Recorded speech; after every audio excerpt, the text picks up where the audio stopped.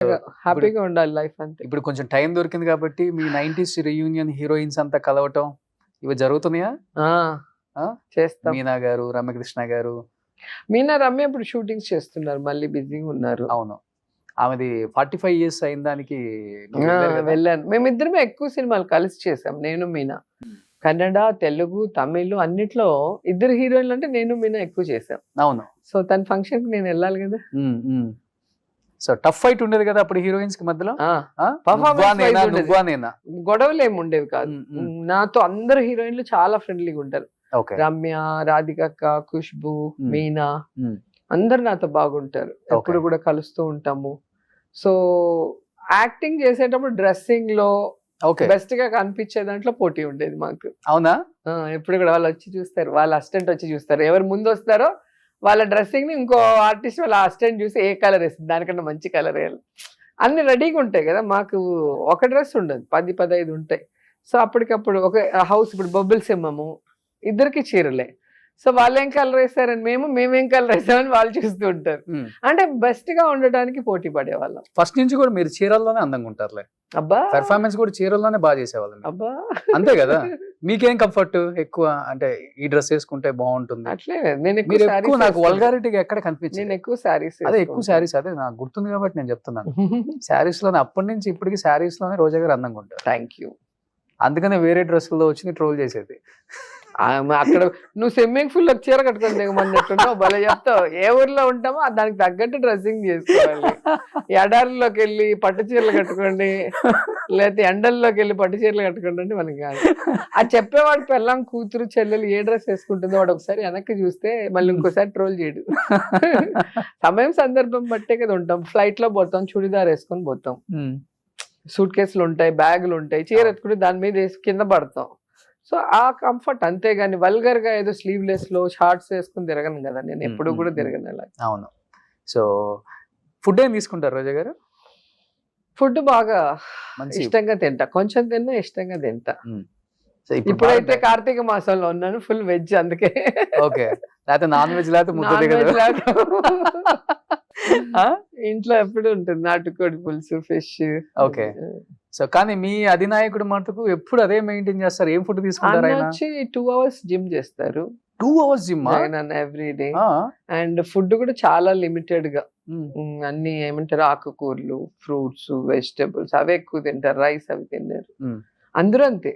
శర్మిల గారు గాని, భారతి మ్యామ్ గాని, అమ్మ గాని అందరూ చాలా లిమిటెడ్. మీ నియోజకవర్గాలకు వచ్చినప్పుడు తెలుస్తుంది అసలు వాళ్ళు ఏం ఫుడ్. మాకు పాదయాత్ర వచ్చినప్పుడు చూసాం ఫుడ్. ఒక ఇంటర్వ్యూలో కూడా చెప్పాను నేను, అన్న తినేటివి అడిగితే ఇడ్లీ, దోశ లాంటివి తినరు, చాలా తక్కువ. ప్రోటీన్ ఫుడ్, చాలా ఏమంటారు హెల్త్ కాన్షియస్ బాగా అందరికి.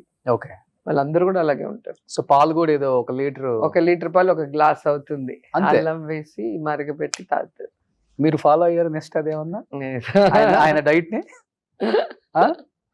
ఫాలో అవట్లే మీరు ఇంకా? నేను బాగా తింటాను, ఫుడ్ ఇష్టం ఫస్ట్ నుంచి కూడా బాగా ఇష్టం. వెంకటేష్ గారు ఇలా చూసేవాళ్ళు, ఇంత పెద్ద క్యారేజ్ వచ్చేది, అందరం కూర్చొని తినేవాళ్ళం. నాతో షూటింగ్ ఉందంటే అందరికి భోజనాలు. అలా ప్రభు గారు, శివాజీ గణేష్ వాళ్ళ అబ్బాయి ఉంటే అందరికి భోజనాలు. అట్లా మేము ఎంజాయ్ చేయడమే కాకుండా ఫుడ్ అందరికి పెడతాం. వెంకటేష్ సార్ వాళ్ళంతా కూడా లిమిటెడ్ ఫుడ్ తింటారా, వాళ్ళు మా క్యారేజ్ చూస్తే ఇట్లా చూస్తారు, హీరోయిన్ ఏంటి ఇంత క్యారేజ్ వచ్చిందని ఫస్ట్ డే. నాకైతే ఆ ఎక్స్ప్రెషన్ ఇప్పటికీ గుర్తుండిపోయింది అసలు. కానీ మనిషి మనశ్శాంతిగా, ప్రశాంతంగా, తనకు నచ్చిన వాళ్ళతో, తన కుటుంబ సభ్యులతో, తనను అభిమానించే వాళ్ళతో, వెల్ విషర్స్ తో హ్యాపీగా ఉండటం అందరి వల్ల కాదు, కోట్లున్నా కూడా ఉండదు. అది ఉండటం చాలా ముఖ్యం. అది బ్లెస్సింగ్స్ తోనే వస్తుంది. ఎంతో మంది వాళ్ళు నాకు పరిచయం లేని వాళ్ళు కూడా ఇప్పుడు నీకు హెల్ప్ చేస్తుంటే నువ్వు ఒక్కడే నాకు బ్లెస్ చేయొచ్చు, కానీ నువ్వు ఎంతమందికి చెప్పుకుంటావు నా గురించి, అమ్మ నాకు ఇట్లా చేసింది, అమ్మ వెళ్ళగానే నన్ను ఇలాగా చూసుకుంది అన్నప్పుడు వాళ్ళందరూ కూడా నీతో పాటు నాకు బ్లెస్సింగ్స్ ఇస్తారు. ఆమె బాగుండాలి, ఆమె బాగుంటే 10 మందికి మంచి జరుగుతుంది. అట్లా బ్లెస్సింగ్స్ తో నాకు హ్యాపీనెస్. మీ దగ్గర నాకు బాగా నచ్చే గుణం ఇదొకటే, పక్క వాళ్ళకి ఏదో ఒకటి చెయ్యాలి, అడిగితే మనం కాదు అనకూడదు. నన్ను నోరు తెరిచి అడిగితే లేదు అనేది లేదు. సహాయం, నేను చేయగలిగిన ప్రతి సహాయం అందరికీ చేశాను. కొంచెం రాజకీయాల్లోనే ఇవన్నీ, కానీ విమర్శలు రాజకీయం అంటేనే ఫైటింగ్. నువ్వు అధికారంలో ఉన్నప్పుడు పని చేయాలి, అపోజిషన్ లో ఉన్నప్పుడు తప్పు జరిగినప్పుడు నిలదీయాలి. అది ఎవరైనా ఎవరు అపోజిషన్ లో ఉంటే వాళ్ళు నిలదీయాలి. అధికారంలో ఉన్నవాడు సమాధానం చెప్పాలి, పని చేయాలి. ఇది మాకైనా మీకైనా ఎవరికైనా అదే. ఇప్పుడు అపోజిషన్ లో ఉన్న ఫైర్ బ్రాండ్ అయితే ఇంకా ఎక్కువ సెక్యూరిటీని ఇవ్వాలి. కాన్వాయ్లు ఉన్నాయా లేకపోతే ఉన్న గన్మెన్లు తీశారు ఏ స్టేట్ లో లేనటువంటి విధంగా. ఒక హీరోయిన్ కాదు, ఒక ఎక్స్ మినిస్టర్ కాదు, ఏమీ చూడట్లా. No gunman. ఏమంటే గన్మన్ ఇస్తే తిరుగుతారు, గన్మన్లు అయితే ఇంట్లో కూర్చుంటారు కదా అని చెప్పి తిరుగుతున్నారా మరి? ఇంట్లో హ్యాపీగా తిరుగుతున్నా. భయం లేదా? ఏం చేయగలరు? చేస్తే వాళ్ళకి కూడా అదే సిచ్యువేషన్ వస్తుంది కదా. కాబట్టి బెంచ్ లో తిరుగుతున్నారా లేకపోతే? బెంచ్ లో తిరుగుతాను, ఫార్చునర్ లో తిరుగుతాను, ఎండీవర్ లో తిరుగుతాను. బెంచ్ కూడా బాగా ట్రోల్ అయింది కదా. కార్లు ఉంది. మీరు చెప్పండి, ఒక యాంకర్ గా మీకే అంత పెద్ద కారు ఉన్నప్పుడు 150 సినిమాలు చేస్తే నాకుంటే ఉండాలి. నేను అదే అంటున్నాను. దాన్ని ట్రోల్ చేస్తారంటే వాళ్ళు ఎంత ఎదవలో మీరు చెప్పాలి. ఇది కాదు మీ మెయింటెనెన్స్ కి అవుతుంది ఒక 5-6 లక్షల నెలకి, చీరలకి, జ్యువెలరీకి, వీటికి అవుతుంది అంతే కదా. జ్యువెలరీ బర్త్డే కొనుక్కుంటాను ఎవ్రీ నెలకి ఎంత అయితే మీకు హ్యాపీగా ఉంటారు? ఒక 3-4 lakhs అంతే. చిన్న చిన్న 5 lakhs అంతే. సో నాకు ఎక్కువ భోజనాలకే అవుతుంది. వచ్చిన వాళ్ళకి భోజనాలు పెట్టడానికి డబ్బులు ఎక్కువ అవుతుంది. ఇప్పటికి నాకు ఎవరింటికి వచ్చినా కూడా వాళ్ళు సంతృప్తిగా తిని హ్యాపీగా వాళ్ళు వెళ్ళాలి. అంటే మన ఇంటికి వచ్చామన్న ఫీల్ వాళ్ళు ఉండాలి. అది నాకు బాగా ఇష్టం. ఎవ్రీ వెడ్నెస్డే మీ నియోజకవర్గంలో ప్రెగ్నెంట్ లేడీస్ కి ఫుడ్ పెడుతున్నారు కదా, అది బాగా నచ్చింది. అది నాకు చాలా ఇష్టం అది కూడా. ఎందుకంటే నేను ప్రెగ్నెంట్ గా ఉన్నప్పుడు నాకు తెలుసు కదా ఆకలి ఎక్కువగా ఉంటుంది. అండ్ వీళ్ళు మార్నింగ్ వచ్చేస్తారు స్కానింగ్ కి హాస్పిటల్స్ కి విలేజెస్ నుండి. సో వాళ్ళు ఇంటికి వెళ్ళే కొద్దికి ఈవినింగ్ అవుతుంది. అందుకని వాళ్ళకి వేడిగా quality food with egg, banana, చిక్కీతో కూడా పెడతాను నేను. అది నాకు మనసుకు సంతృప్తి ఇస్తుంది. ఇప్పటికి కూడా చేస్తున్నాను, ఇప్పటికి కూడా. సూపర్. అది నాకు మనసుకు సంతృప్తినిచ్చే విషయం. అది ఎప్పుడు చేస్తున్నాను. 400 members వస్తారు 2 హాస్పిటల్, నగిరి ఒకటి, ఎవ్రీ బుధవారం. ఎవ్రీ బుధవారం ఆశీస్సులు ఉంటాయి. ఇప్పుడు ప్రెగ్నెంట్ లేడీయే కదా, ఆమెతో వచ్చే వాళ్ళ హస్బెండ్ లేదా మదర్ అత్త ఎవరు వస్తారు, వాళ్ళు కూడా తింటారు. ఓకే, ఎవరికి లేదని చెప్పం. సో ఇప్పుడు ఇన్కమ్ సోర్స్ ఏంటంటే, అంటే ఇప్పుడు రాజకీయాల్లోకి వచ్చిన తర్వాత ఉన్నదే పోగొట్టుకున్నానని చెప్పారు కాబట్టి, అన్ని పోయినా చెన్నైలో ఒక 500 నుంచి 700 కోట్ల ఆస్తులు ఉంటాయి రోజా గారిది అనేది ఒక టాక్. నీకు కావాలా? సో అప్పుడులోనే గ్రౌండ్లు కొనేసారు ఆమె హీరోయిన్ ఉన్నప్పుడే. అప్పుడు ఎంత ఏంటి ఇన్కమ్ ట్యాక్స్ వాళ్ళకి ఇంటిస్తున్నావా ఏంటి రైడ్స్ ఇవ్వాలి? అది కాక మీ ప్రతి స్టేట్ లో ఒక ఇల్లు మీద బాగా చర్చ నడుస్తుంది ప్రతి నాయకుడి దగ్గర. అప్పుడప్పుడు ఆమెకి చెన్నైలో ఒక ఇల్లు, హైదరాబాద్ లో ఒక ఇల్లు, బెంగళూరులో ఒక ఇల్లు, అమరావతిలో ఒక ఇల్లు, నగర్ లో ఒక ఇల్లు. నాకు ఉండేది 3 ఇల్లు మీద ఎక్కువ నడుస్తుంది. 3 ఇండ్లు ఉన్నాయి. ఒకటి చెన్నైలో ఉంది, ఎప్పుడు నేను ఈ పెళ్లి కాకముందు ఇల్లు. అవును. హైదరాబాద్ లో ఇల్లు ఉంది, నేను రాజకీయాల్లోకి రాకముందు ఇల్లు. నగిర్ లో ఇల్లు నేను మంత్రి కాకముందు కట్టుకున్న ఇల్లు. ఉన్నది 3 ఇల్లు. నేను పోయి హోటల్లో ఉండలేను, ఎవరింట్లో ఎక్కువ రోజులు ఉండలేం కదా లేడీ.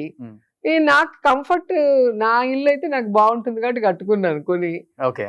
పోనీ నేను అధికారంలోకి వచ్చాక కడితే అన్నా ఇట్లాంటి నిద్రలు మామూలే పాపము వేయటము. కానీ అధికారంలో రాకముందు కట్టిన వాటికి కూడా ఏడిస్తే నేనేం చేయాలి? పాలిటిక్స్ రాకముందు, సినిమాకి రాకముందు ఇంటికి కూడా ఏడుస్తున్నారు. ఇంకేం చెప్తాం ఇప్పుడు ఫైనాన్షియల్ గా అంటే ఏడవటం ఫిక్స్ అయిపోయారు అపోజిషన్. ఆ ఏడవటానికి కారణాలు ఎత్తుకుంటూ ఉంటారు అంతే వాళ్ళు. ఫైనాన్షియల్ గా ఎక్కువ శెల్వా గారు చూసుకుంటారా ఏది కావాలన్నా కానీ? ఆయనే కదా మొగుడు, ఇంటికి పెద్ద అమ్మలేందో ఏం పక్కింటి ఆయన చూసుకున్నట్టు సెల్వా గారే చూసుకుంటారా? ఆయన చూసుకోవాలి మరి. పెళ్లి చేసుకుంటే హీరోయిన్ మాటలా ఊరికేనా? మా ఆయన అంటే అమ్మో ఇంత కాస్ట్లీ అంటే, మరి లవ్ చేసేటప్పుడు తెలీదా ఎందుకు చేసుకున్నావు హీరోయిన్ అనేది? మా ఆయన ఆచితూచి ఖర్చు పెడతారా? చాలా డౌన్ టు ఎర్త్ ఉంటారు, సింపుల్ లైఫ్ అయింది. ఓకే, నా కూతురు దెబ్బకి నా దెబ్బకి ఆయన కష్టం. నేను ఈ డబ్బులు సంవత్సరం వాడుకుంటా, మీకు ఒక నెలకి రాదంటాడు. ఎక్కడైనా బర్త్డే పార్టీ అంటే గ్రాండ్ గా అందరు పిలుస్తాము, మంచిగా నాగలు అంట. ఆయన ఒకటి కొంచెం ఎత్తి పెట్టుకుంటాడు, మేము దాన్ని స్వా చేస్తూ షాపింగ్ అని. ఓకే, సో మీకేమో ఉన్న దాంట్లో జాగ్రత్తగా హ్యాపీగా ఎంజాయ్ చేసి బతకడం ఉన్నంత వరకు హ్యాపీ. బ్యాంకుల్లో బ్యాలెన్స్లు అవన్నీ మనకి అవి ఎవడో మన తర్వాత తినేవాడికి ఎత్తి పెట్టినట్టు ఉంటుంది. మనం ఉండడానికి మంచి ఇల్లు, కారు, హ్యాపీగా పిల్లలతో రెస్టారెంట్ కో షాప్ కో వెళ్తే ఏదైనా వాళ్ళు అడిగింది కొనిచ్చే అంత హ్యాపీనెస్ ఉండాలి కదా. ఎత్తి పెట్టుకుని ఏం చేస్తాం అంతా కూడా. అలా